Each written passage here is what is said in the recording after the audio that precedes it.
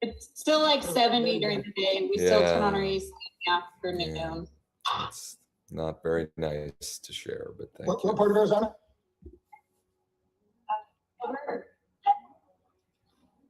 Oh, she was cutting in and out there.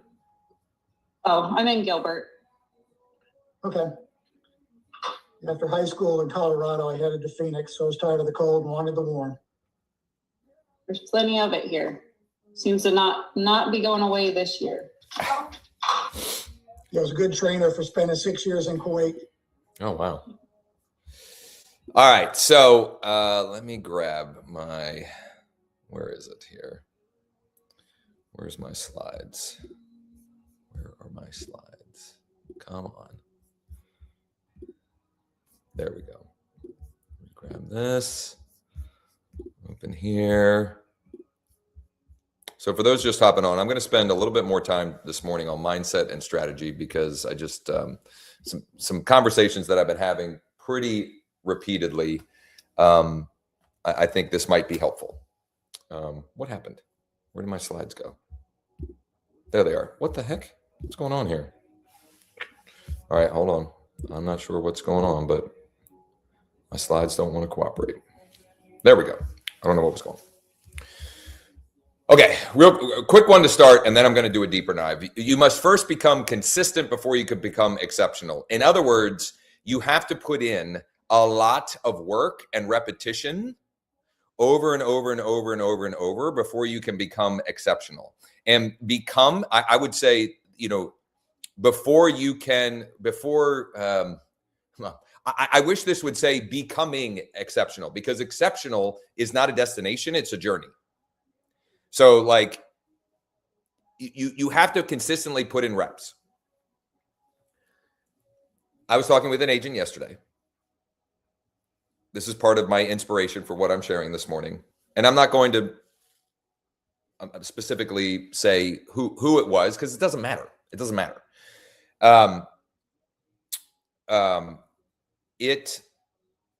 She was, how do I want to frame this?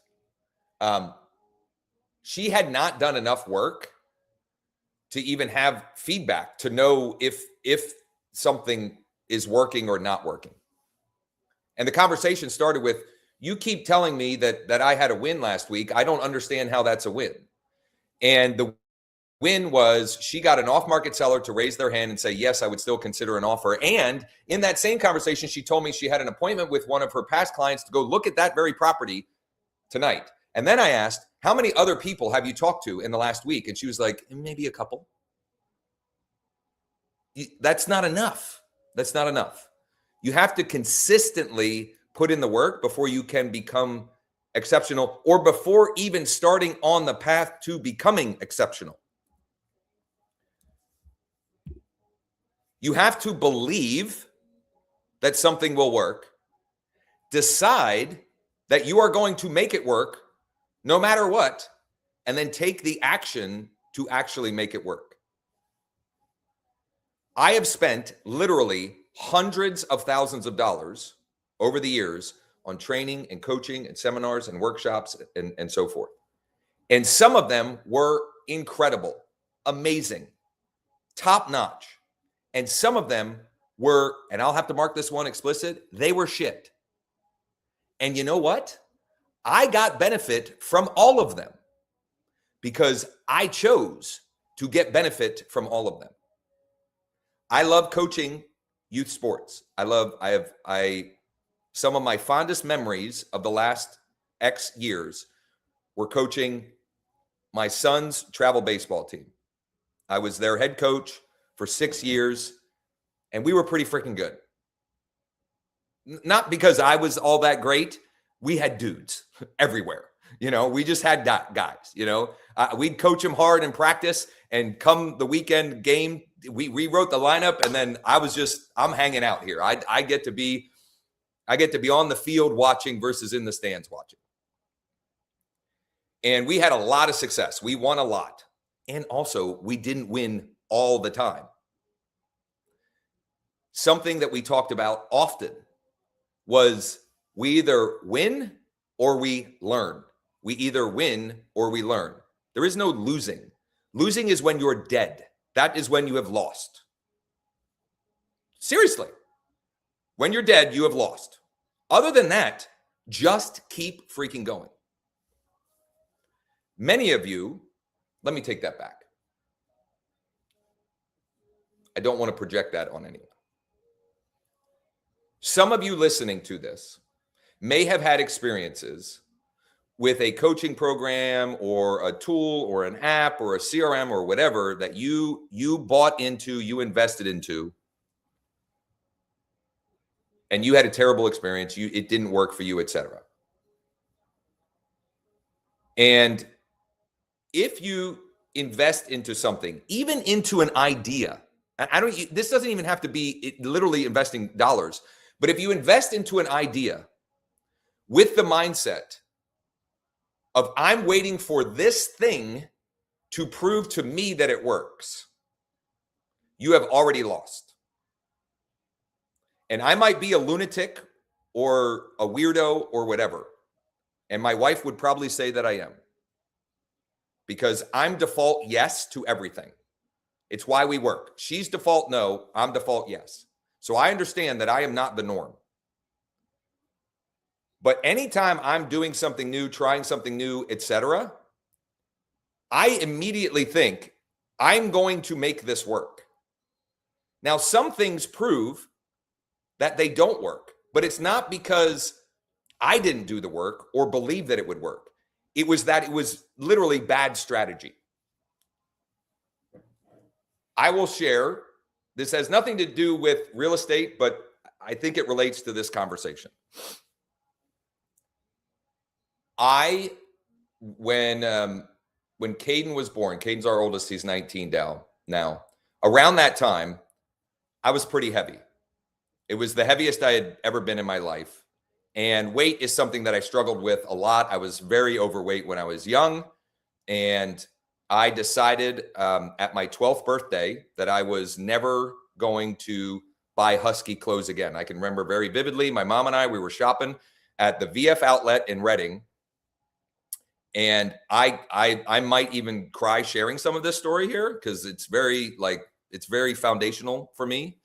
But I remember thinking, this was the little rack that I had to pick from. And I was like, never again. This is the last time this is happening. And through sheer brute force of committing to completely changing diet and working out in like 45 to 60 days, I lost 35 pounds at 12 years old. And yet it still was something that, it still was something that I struggled with for many years. And I remember getting to, I don't remember exactly what it was, but I'll say 205 or 210, which for me was the heaviest I've been. I'm not very tall and I'm not very big. Like, I don't have a big frame. I don't know how my boys are as big as they are. Like, they're giants. They have huge, they're not just tall, they have big frames. Like, their shoulders are twice as wide as mine. Anyway, I got heavy and I was looking for a solution to that. I was seeking a solution. I had a problem and I was seeking a solution. And I can vividly remember one of the solutions I tried. It was this guy, Kevin Trudeau. Everybody heard of Kevin Trudeau? Shyster of shysters, if I'm being honest. But I bought in. And I literally bought a book. So it's not like I didn't invest hundreds or thousands of dollars. I bought this book, and the plan that he outlined was insane. It was like you had to it was like this 80-step plan, blah, blah, blah. And yet I still tried it. And it didn't work. But it's not because I didn't try it and I didn't believe that it would work. It was that it was the wrong plan. It was too complicated. There was too many steps. And then I picked up the 4-Hour Body by Tim Ferriss. I love him. I bought his 4-Hour Work Week book the year it came out. It has had a huge influence in my life and business. I bought that book. And if you don't know what that book is, I should have brought it out. I didn't know I was going to tell this story this morning because I just, I get going on stuff. But I should have brought it out. It's thick. It's this blue book and it is thick. but it's not intended to read front to back. So there are 4 chapters in there for people that want to lose weight. 4 chapters. I got the book. I read those 4 chapters that night, and I started the next morning. Believing this, here's what I knew from it. This seems really simple, and I could do this.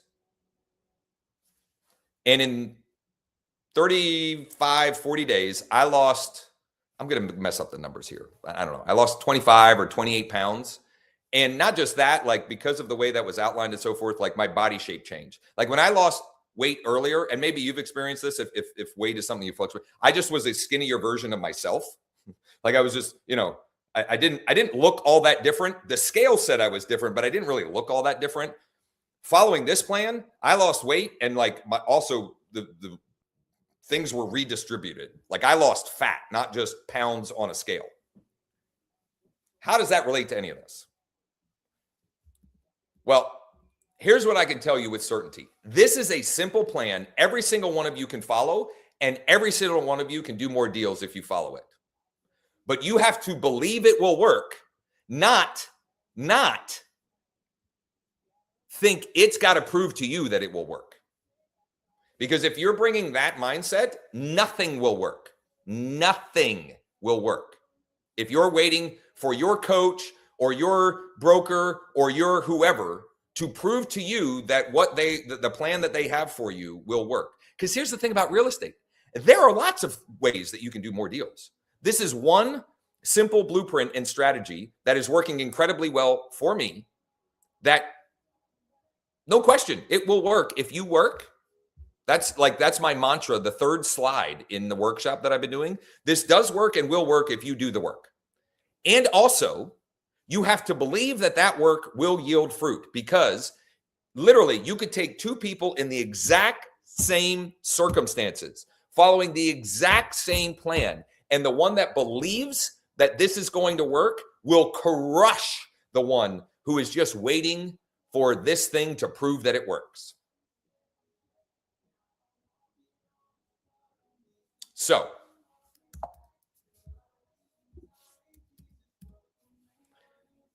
deals are happening anywhere and everywhere. Let go of the limiting belief. If you believe that that's not the case, I will show some proof as to how we can identify that. And then specifically, not in my market. I think it's always useful if we've got other, markets or ideas. So Stuart emailed me last night, and he was gracious enough to let me use his email as a topic for this morning.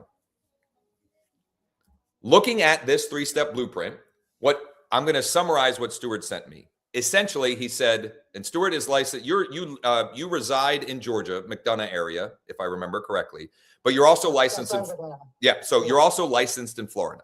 So he messaged me about, well, actually, Stuart, instead of me talking, why don't you tee up the scenario and the strategy, and then I'm going to outline my thought process around this and how I would approach it if I were in your shoes. Okay. Yeah, so I'm in Atlanta. My mother-in-law passed away in August at 96. And so just was going through, the estate sale process and all that kind of stuff. So we're getting to the point where it's going to be time to get rid of her house. Big house, I don't know, 5,000 feet, maybe 6,000 feet. There were 5 kids. But, 50 plus years old. I'm not sure exactly, but it needs a lot of work. And so it's not, I'm 99.9% sure it's not going to be an owner occupant to take that on. Sure. So most likely it's going to be a cash investor. Now, my oldest sister-in-law, who lives in Tallahassee, has been kind of dealing with the estate and talking with an agent there. Apparently, a good agent, about selling the house. And I am licensed in Florida. I thought, well, maybe I can sell it, but that's fine if they want to use somebody there. That makes sense. So my question to Josh last night was, how can I use this to go find the buyer for it? It's not on the market yet. Don't know when it will be. Relatively soon. There's no price. Really don't know much about it. There's no, obviously no lockbox to get people in kind of thing. So it's like, How can I use this to approach, some cash buyers or whoever in Tallahassee that might want to buy this before it does go on the market. So that's basically. So that's the jumping off point. I'm gonna use lead deck, but I'm gonna also just think through some things strategically here first and foremost. Number one, the bait that he has.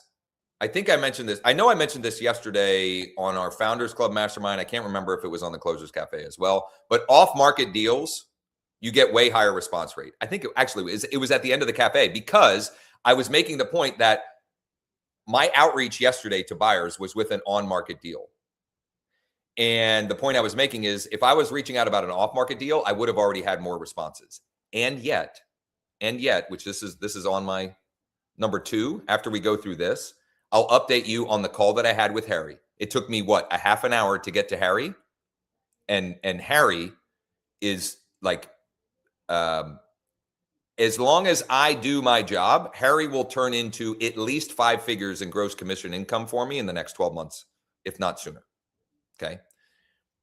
So he's got off-market bait, great bait. Number 1. Number 2, it's in an area that he's licensed, but he's not physically there, which it's something to consider as part of this. Number 3, this is obvious, but I'm going to state it regardless. There can be only one person that buys that house. And yet the work that we do and what I will outline here could turn into other opportunities. Now, Stuart's not there, so it may end up being that he's referring other people, but I mean, he can do all of that sitting in that same office there. You know what I mean? So like, what are we talking about? So let's actually dig into what I would do and how I would think about this. Number 1, and this relates to the point, the rant I was on prior to having Stuart tee up this opportunity.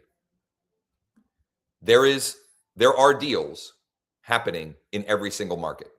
And I hope I'm not lagging too bad. It looks like I'm lagging. Hopefully you can hear me.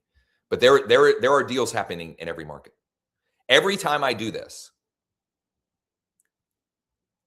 people give me zip codes. Now, I've heard of Tallahassee, but I've done this a whole bunch of times where people give me towns or zip codes that I have never heard of in my life. And we pull up, for example, I'm going to start with the flippers because that may be a good place to start given what Stuart said. Every time I do this, I cannot believe how much activity there are in a little town in North Carolina that I've never heard of. So I'm going to pull up all of Tallahassee. 203 flippers. That's too many. That's too big. So, Stuart, I don't know if you know this. Do you know the specific, because I'm guessing Tallahassee has more than one zip code. Do you know the specific zip code? Yeah, I just looked it up. Couldn't remember. And they're on 32312. So just in that zip code, there are 34 flippers. That is probably where I would start. But I'm not done. I mean, that's just the tip of the iceberg. And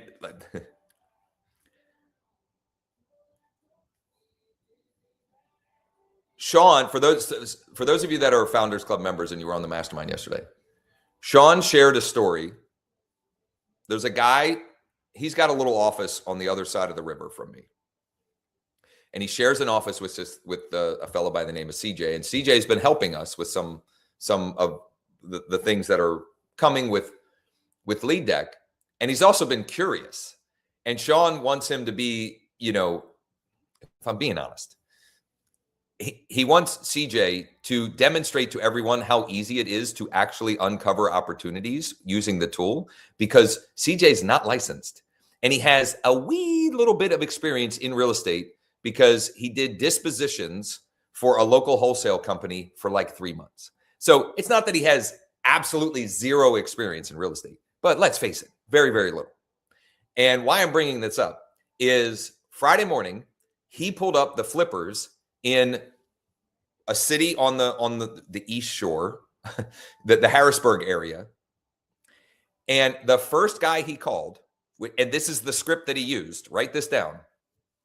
Hey, Stuart, it's CJ. Just curious, are you still in the real estate game? That was all I said. First guy he calls has 90 off-market properties that he needs to disposition, and told him his buy box because that's not enough. Now, he bought a bunch of them at tax sale, and they're literally sorting through which ones have clear title, which title, whatever. But my point is, CJ had no context. He had no limiting beliefs because he had nothing to go on other than Sean told him, go pull up and start tapping to call and text. And he was even doing it from his laptop. He wasn't even using the thing on his phone to tap. He was hand dialing and copying and pasting emails to these. So I would start with those 34, and you could. Now, that may or may not, are you still in the real estate game, may or may not be comfortable for you. And I don't mean you, Stuart, just anyone.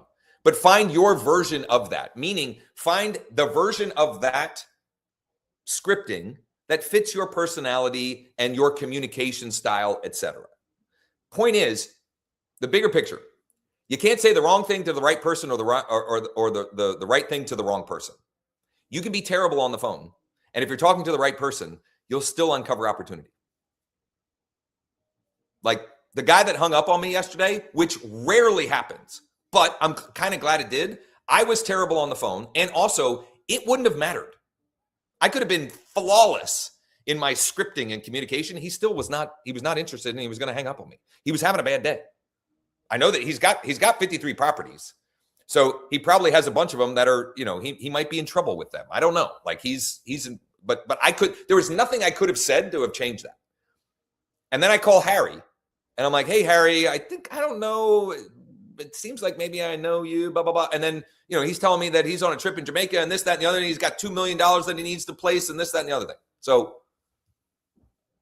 man, I'm on a rant this morning. Sorry. 34 flippers, just in that one zip code, 32312. So the next thing I would do, I still screwed it up. 32312. Yeah, there we go. The next one I would go to is the cash buyers. And you could start with either or. Like, it doesn't really matter. There's no right or wrong. But I would go through all of them. I can't even remember how many flippers there were, 38, maybe 36, something like that. So you've got the decks combined. There will probably be overlap, meaning some of them will be both on this count and the flipper count. Let's say we have 50 unique people to reach out to. If it were me, my plan of attack would be this. You can do one of two ways. You could say, I'm going to block 3 hours and I'm going to reach out to all 50. Or a better plan, if you're just getting back to the gym, do 10 a day for 5 days. 10 a day for 5 days. There's no right or wrong answer for how to do that. Keep in mind this. That's a big house. So immediately you're going to have some of them that will cross it off because they don't take on projects that are that much square footage, because renovating that much square footage is expensive no matter how you slice it.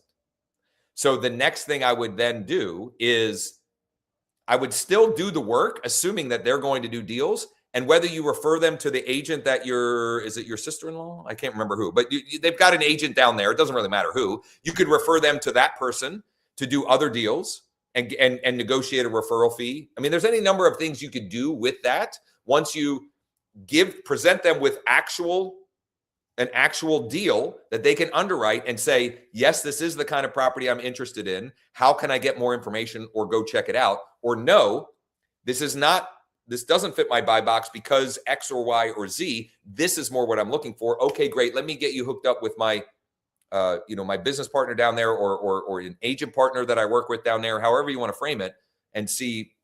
And then you could potentially help and guide them on how to find deals for those people down there, or just refer them to Lead Deck and we'll help them find deals. So that's how I would use Lead Deck. I would also consider, some of the shotgun approaches that I recommend when you've got a deal. You could go and join some local groups in that Tallahassee area and just put out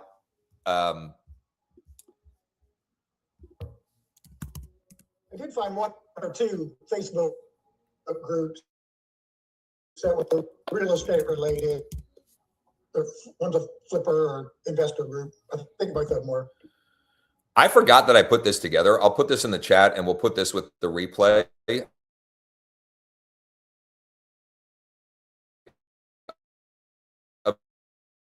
This one, Wi-Fi, not strong. But this is a bunch of examples of posts that I've made into groups using bait, like Stuart's bait here, that have brought me inbound opportunities. Sometimes 1 or 2, sometimes 8 or 10. But you've got it. It really doesn't take more than a few minutes to post in those groups. And again, we can only find one buyer for that deal, but I wouldn't let it, go at that, especially Stuart, because you are licensed there. I know you're not, actively producing there per se, but you are licensed there. And you could refer them. You could also, you could even do the work of trying to find them deals and just have boots on the ground that you're referring them with. All right. So low. This is great, James. Yeah, go ahead. So when it comes to approaching them, since they're like, well, what are the details? What's the information? How much is it or something like that? And we don't have any of that yet. I would just be as transparent as possible. So I would, whatever you're comfortable sharing about the situation and scenario, I would share that. And I would say, we don't even have pictures yet. But what I can tell you is it's vacant. I can tell you this, and this. You could send them. What I will often do is, if you, like, I might grab the information from Remind, wherever you can pull tax record data, or if there's a previous, if it previously sold on the MLS, or even just, I would send them the link to the property on Zillow, whatever, just so they have something to look at. And just fully transparently explain the scenario. Hey, look, this is where we're at with it. We haven't even established an asking price, but I saw that you're an active, an active investor in the area. And I thought you might be interested. If you are, let me know. We can get you in to take a look and, give us your number and I'll see what we can do. That's kind of how I would position it. If you had a price and you had photos, better, but the fact that it's off market and that it's not ideal for an owner occupant, like, that's enough to at least initiate the conversations. So I wouldn't wait until you have more of that to at least initiate that process, because some of them might say, I'm absolutely interested. Please send me photos when you have them. And then you can go back to your, I keep forgetting, sister-in-law or whomever, and say, do you think we could go get photos at least of the property? Because I already have 3 interested parties that said they might like to write an offer, but we need to get photos, etc.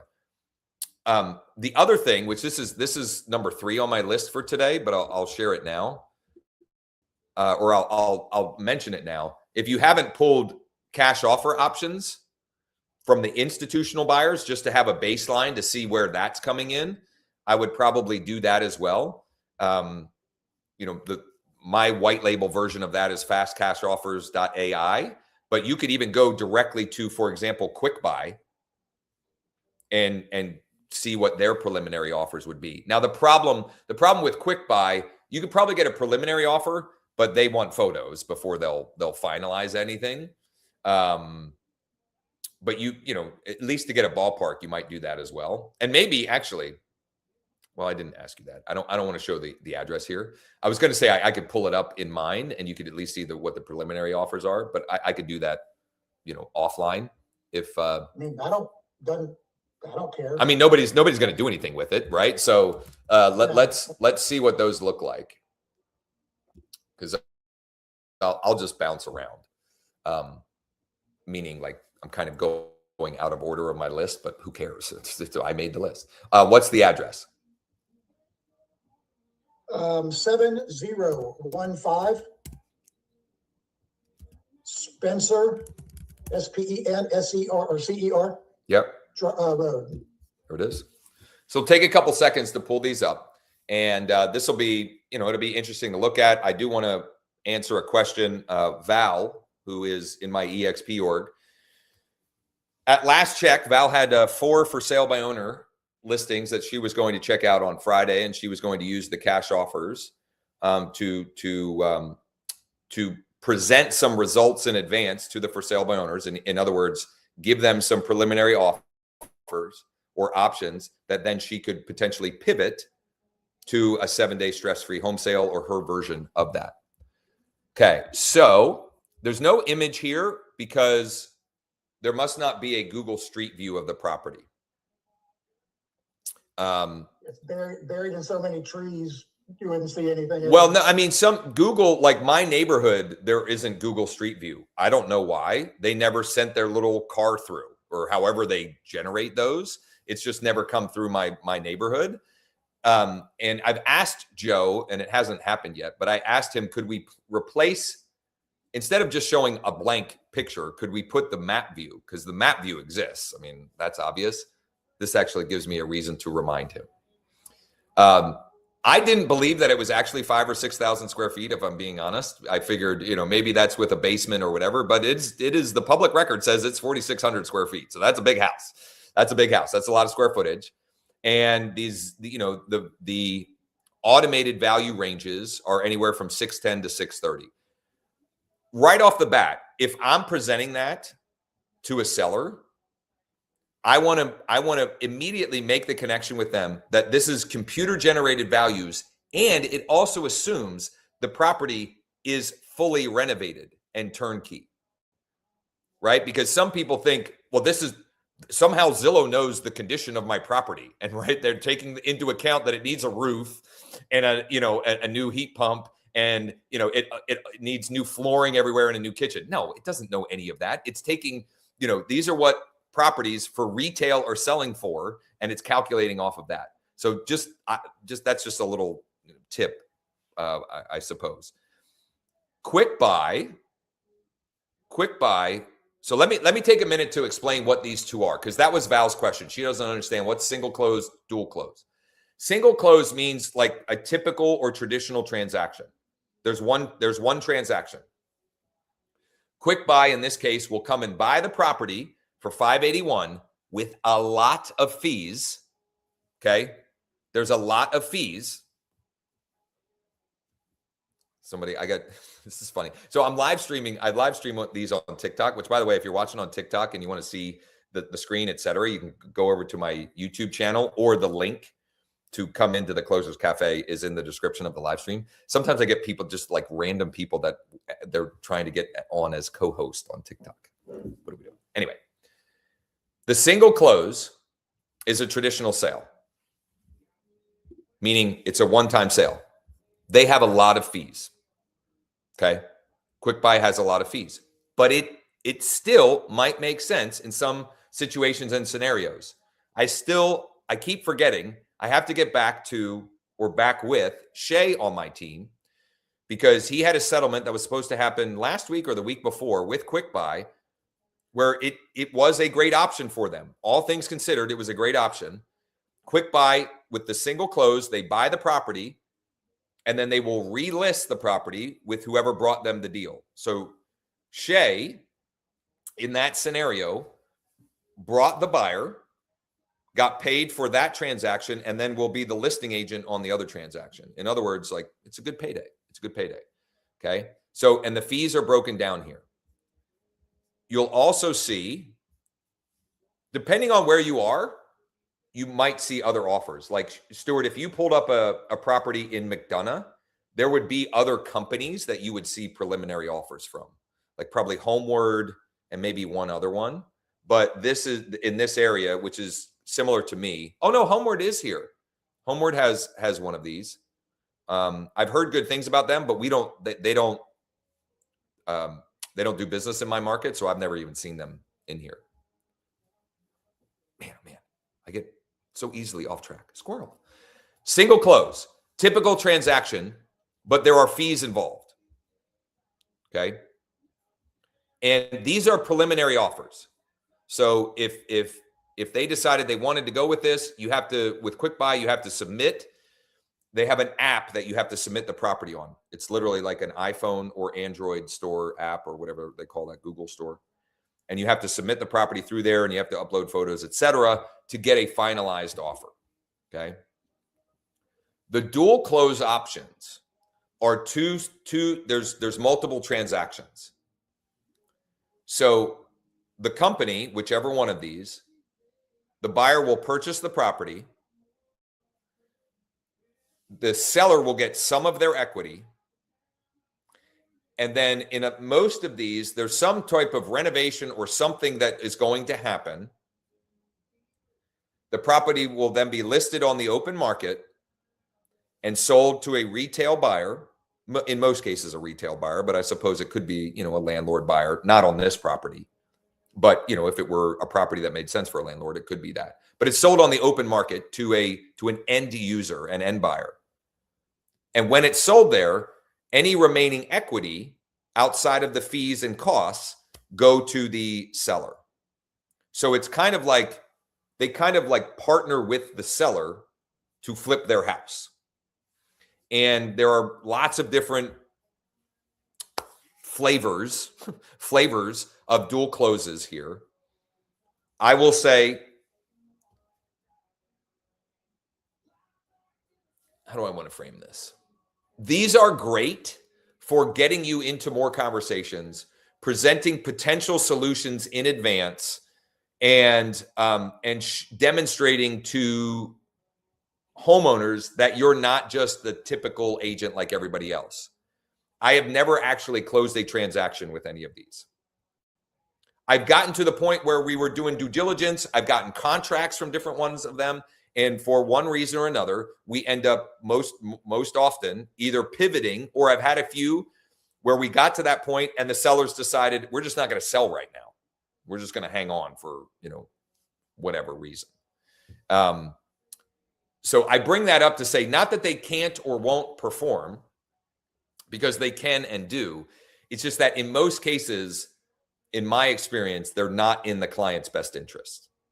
So they're very useful and valuable for the reasons that I already mentioned. You will open up more conversations. You are demonstrating a different level of expertise and knowledge and solutions that others aren't even aware exist. But more often than not, what's going to be in their best interest is A, selling to a local buyer, or B, going on the open market. Because the other thing with you might say that this is a little bit bait and switch, because it's saying that the offer is $581, but really the offer is $475, because that's the net to the seller, and I make that very transparent with them. I want to, when I'm presenting these to homeowners, I'm not trying to hide any of that. I'm making it very transparent. So, and also, I would never present all of these. I present 2 or 3 of these options. So the way, if you're using my version, or if you have iList on any level, once you save the snapshot, so I hit a button here to save the snapshot, then I can show or hide any of these offers. So what I typically do, some of this will be dictated by what information I know about the property.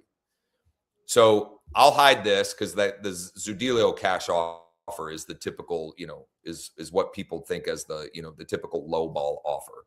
And then I'll hide a bunch of these. I might leave the cash plus and the advantage. Okay. But no more than 3, because providing options is valuable, because they're choosing one of the options versus yes or no. But when you get beyond 3 or 4, then it's just like, hey, this is confusing. I don't understand that. There's too many choices, right? And a confused mind says no. Like they'll just move on.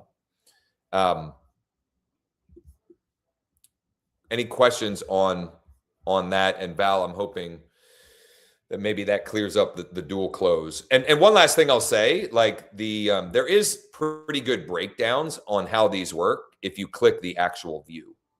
So it is broken down in black and white, and some of them even have like video explainers of the offers and breaking down how those work. Here's what I am most often pivoting from, whether it is these offers or the actual local buyer offer. Hey, Stuart, this is what most of my clients end up doing. Most people that we end up working with, they end up putting one of the, we talk about or identify which of these is the best potential solution for us. And then we put it in our back pocket as plan B to see if we can beat it on the market with my 7-day stress-free home sale system. And if we can't, we can always go back to plan B. But I think we're going to get a better, more convenient solution that will also help you net a lot more from the sale of the property if we go that route. And there's no harm in exploring that because there's no cost or obligation to you, Mr. or Mrs. Homeowner, either way. And that I found to be effective. And actually, I have to do a number of those this morning, meaning record videos from people that I've had conversations with or at least preliminary discussions with in the last day or two. Any other questions on this before we keep it moving along? And I'll share something that James shared in the chat here. The compensation column, that is after the net, correct? That's yes. So, well, that's agent compensation. Yeah. But that's baked into that is included or calculated. So basically the fees and the compensation, you know what? In this one, it's not being indicated like that. Hold on. Initial closing. Okay, so it is compensation. The compensation is included in the fees. So it's one of the fees. Okay. So this 18,532 is already baked into the 60,230. Just broken out what's most important to the agent. Right. Well, yes, but also transparent to the seller. This is my compensation. The rest are fees for service, basically. Terrell. Will you go back to the previous where you're going to the kind of the details? Sure. Because it shows because the agent, so it indicates the agent cash flow is 1%, and then 2%. It's too good. Second, I have the cold now. Does that mean on the second sale? I'll tell you that. And the second, it's 3%. Is that? Some of this is negotiable, meaning Zoomkasa, for example, they'll structure it however you want. In other words, if you want all of your compensation on the first sale, they'll structure it like that if you choose, because it's up to you to negotiate with the seller. Right. In other words, you have to explain to the seller, I'm baking all of my compensation into the first side of the transaction.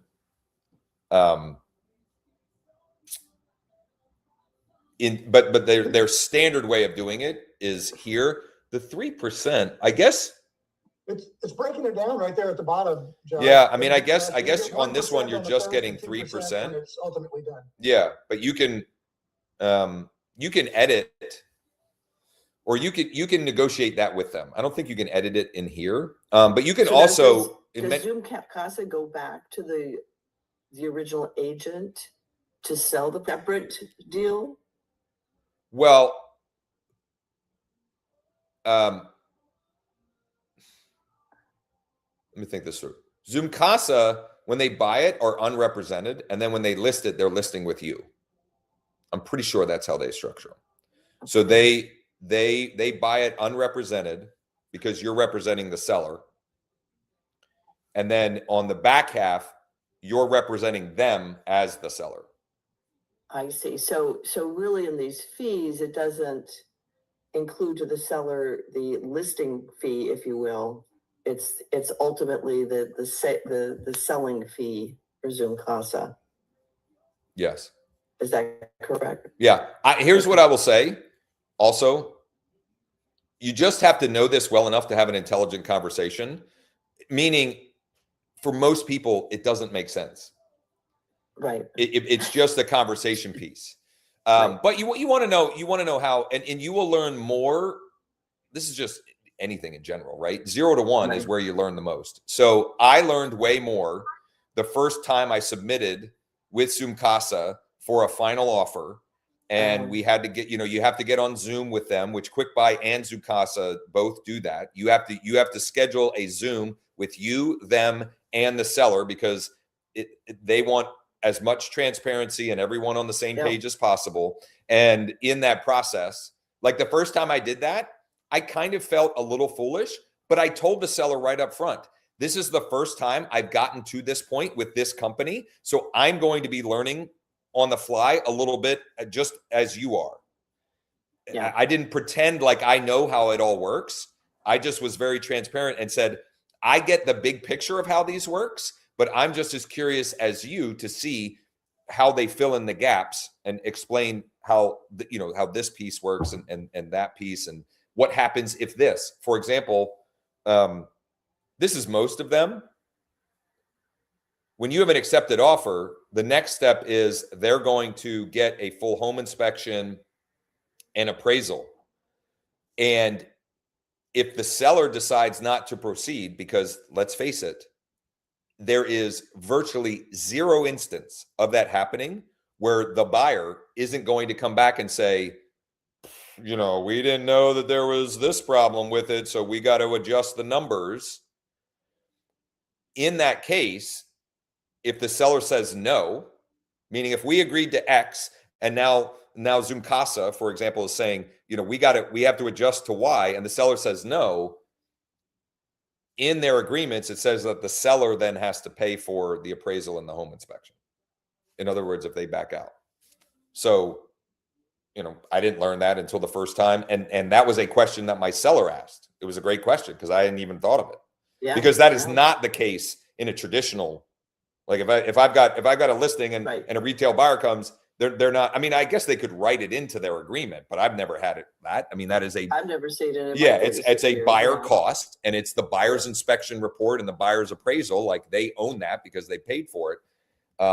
But in that usually case, that's in the contract, at least in California, that's in the contract of who pays for it and who's responsible for it, not a circle back and go, well, I didn't like it, so you need to pay me. Well, that little twist is kind of interesting as well. But for me, I can see how going here and getting an idea so that when we go out to the local people, it's like, okay, well, they don't have all of these extra fees. They just have a lower cost, but the net is higher to the other thing with these offers is there is way more red tape.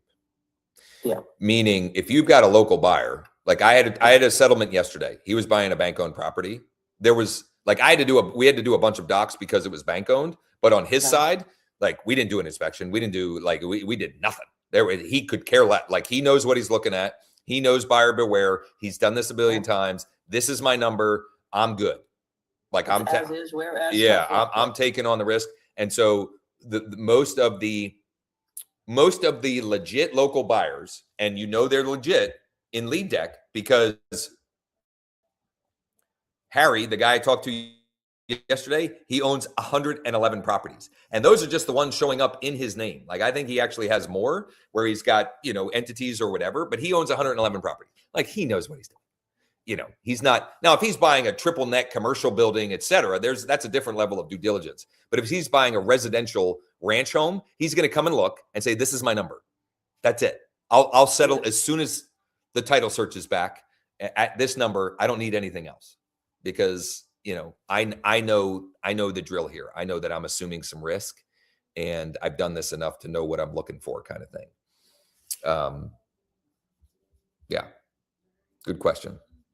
I don't want to, James had a great comment here from a book that he was reading in the chat. The Big Leap by Gay Hendricks, self-help book. teaches readers to overcome their upper limit problem to achieve greater success, love, etc. This is just a book recommendation, so that was good. And Doreen, I appreciate that. She said the strategy is timeless. It doesn't rely on what the market is doing, and she's referring to the 3-step, this simple 3-step process. So, 1021. Go ahead, James. Man, I gotta I just started listening to Chop Wood Carry Water yesterday too. After I finished that one, it's good. Yeah, I mean, I mentioned that book last week. Chop Wood Carry Water, like that is, I would say when it comes to in our household, like that is the guiding principle in our house. Good day, bad day. Accolades, no accolades, whatever. Tomorrow we're going to wake up and chop wood, carry water. We're like, not that we wouldn't, not that we don't want to celebrate and acknowledge the good or whatever, but like, it will not change our behavior day to day. Like we're going to keep working, tournament MVP or GOAT, you gave up the winning home run, the last pitch of the game Sunday at night, Monday morning, we're going to wake up and chop wood, carry water. Like, cause we've only lost when we're dead. So let's just keep plugging away. That book has had a dramatic impact in our household, and it's a simple, easy book for anyone to read. And it also, I mean, it's a beautiful explanation of what I was trying to communicate for the first 20 minutes, which is just do the work. Just do the work. Because and the work every day. Like, oh, I found an off market, I got an expired listing that said that they would still sell it. That's great. Tomorrow we're gonna do the work. Like that's great. And but the work tomorrow might be to try and sell that, but like that alone is not a result. And even me, like the settlement yesterday, yay, who cares? Like I got to go to work today. It was fun. It was, I had a good time with the attorney there and Ben, but like, who cares? Like next, right? Chop wood, carry water. Hey, thanks, James. That's so bizarre. Because that question, what's the name of the book, is showing up with my name, but I've been sitting here with my arms crossed in my chair for the last 10 minutes. I did not type that in there. Yeah, that's weird. That's weird. AI. And then Doreen said discipline, and I do think it's discipline, but it's also, you have to get to the point where things are habitual. Like at this point, my morning routine and my process, it's so habitual to me. It's not discipline. I wouldn't describe it as discipline now.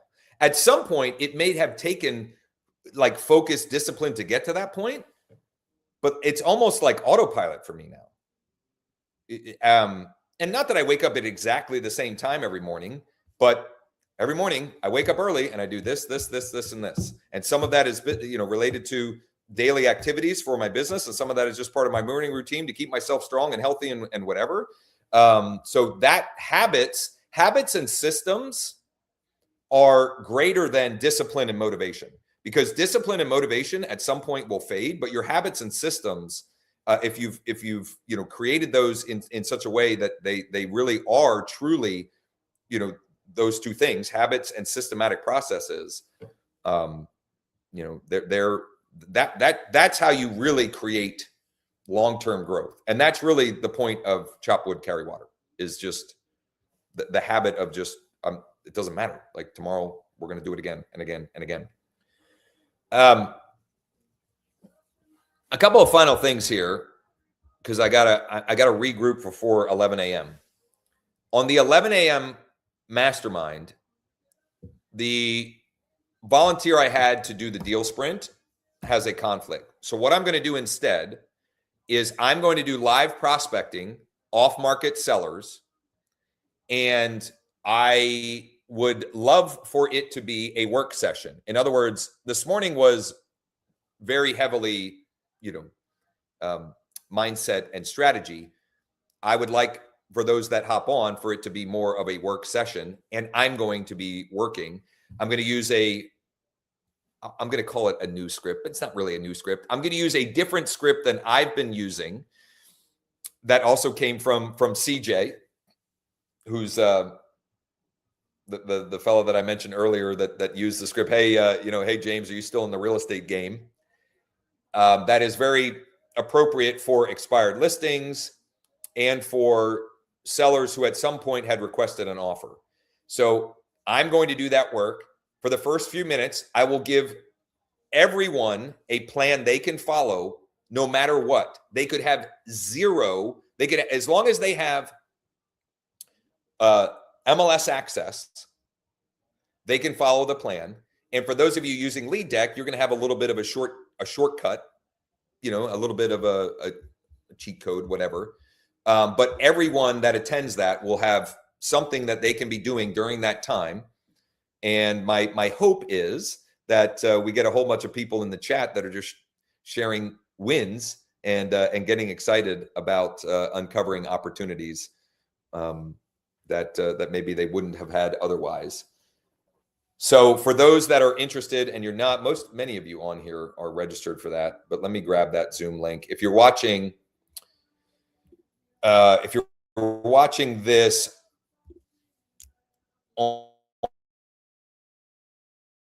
on one of the lives, in the description with the video, unless you're watching on TikTok, which just go over to Josh Shanley Coaching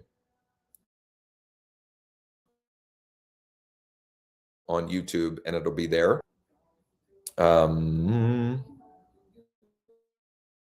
Hopefully my internet connectivity picks up a bit and I'm not lagging the whole time. Get it in the chat. You're going to post that in here as well? I don't think I have that. The link to the 11 a.m.? Yep, I just dropped it in the chat. Yes, sir. I got it. Okay, thank you. Yep. Dana shared another book recommendation, The Compound Effect. That is also a great one. I totally agree. I don't know who was talking there. It sounded like Josh, that was there me, it is. Man. All right, yeah, gotcha. Hey, just real quick, man. Yesterday, me and Joseph were doing our normal calls at 10 a.m. cold calls to potential off-market sellers. Yep. And just one thing, the tired landlord section was weird. It was not weird. It was great because I called one property. I looked at the property because I'm looking for a investor looking in Redondo Beach, California, for distressed properties. Called this guy named David. I thought it was going to be David. Turns out to be the daughter. David passed away in 2024. The daughter started telling me everything about the mom and the brother that they're thinking about now going to sell. But however, she wouldn't give me the brother's information because they're not in good terms, but the mom's 80. So she gave me like all this detail without me really digging in too deep. And I just let her talk. So it worked out great yesterday. Just letting you know the tired landlords are great avenues too to target. So you literally were just picking tired landlord from the grade 8? It was literally the first one. If you look at my lead deck, it's the first property I called. And this, the daughter had told me that mom is 80 years old and has 4 properties that her and the brother are talking about getting the paperwork ready. I'm assuming that means listing the properties. So now I got to go search and find the brother now.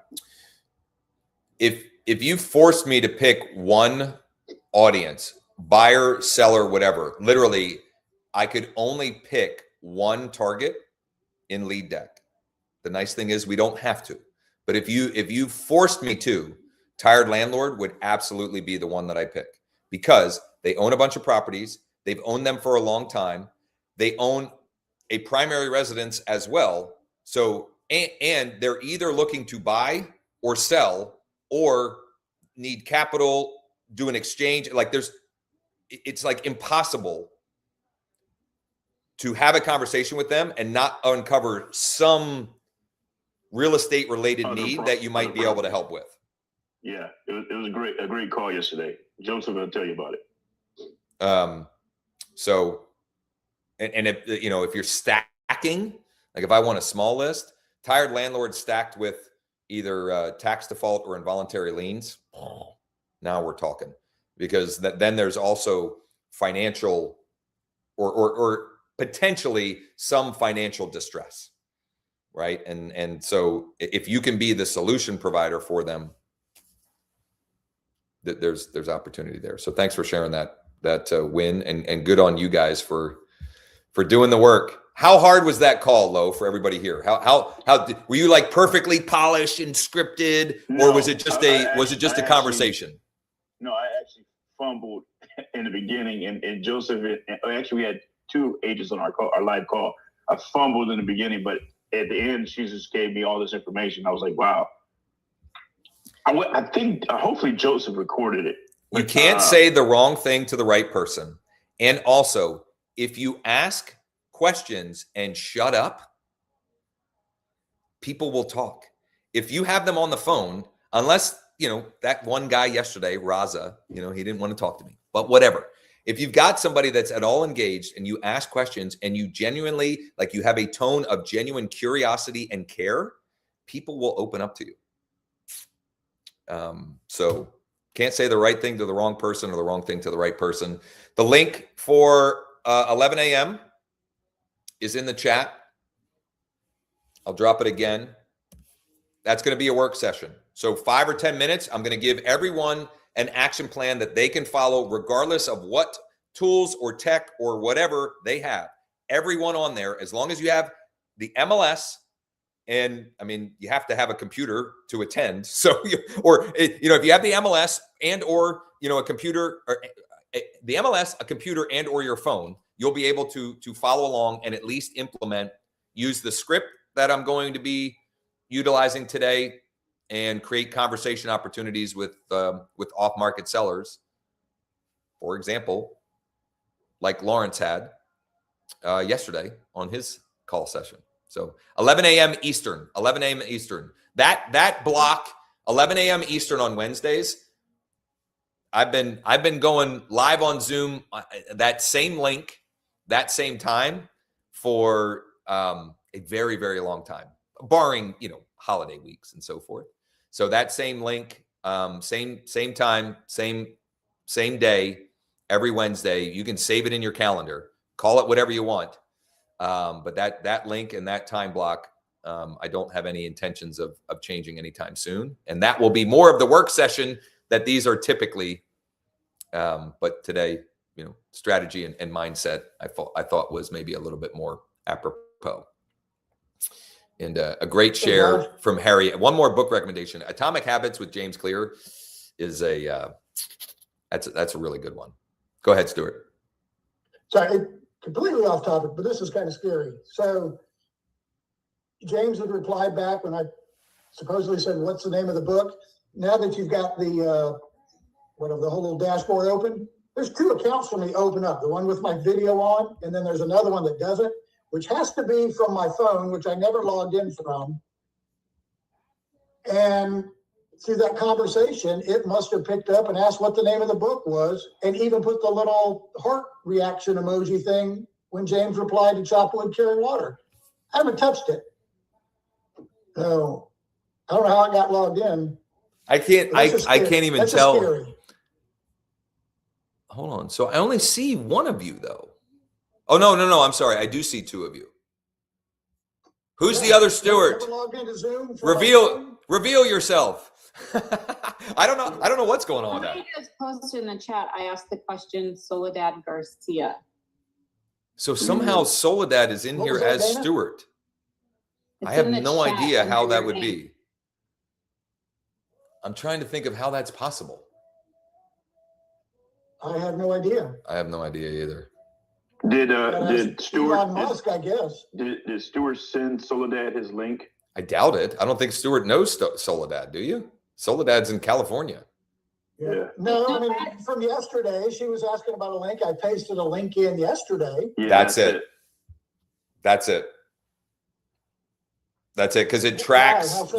Zoom. Because if you sent you sent her your link, that the Zoom reminder link that you get. Yes. That's how.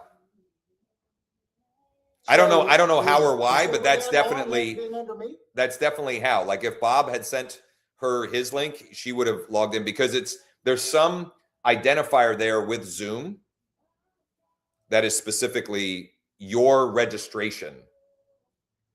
And they allow you to come in multiple times for that example. Like some people, they'll log up from their laptop and then they'll go from their mobile phone. So like we could have 100. Here's how I know this to be true. I sent the wrong link one time to the Wednesday mastermind, and we had like 10 people on as Terrell Miller, for example. And so that is definitely it. I'm glad we figured it out, because there is weird stuff. I didn't know that. So Soledad, if you go and register at thecloserscafe.com, thecloserscafe.com, that'll redirect to the Zoom link. If you register from there, you'll get a Zoom confirmation and a link that is the unique identifier to you, so that when you go and join, it will say Soledad Garcia and not Stuart Ebal. So I'm glad we got to the bottom of it. It's not, it wasn't some, I don't know, some foreign intelligence or something nonsense going on. Anyway, I'm going to regroup for about 23 minutes, and then we're going to get to work. Thanks all. Thank you, Michelle. I appreciate it. Recording.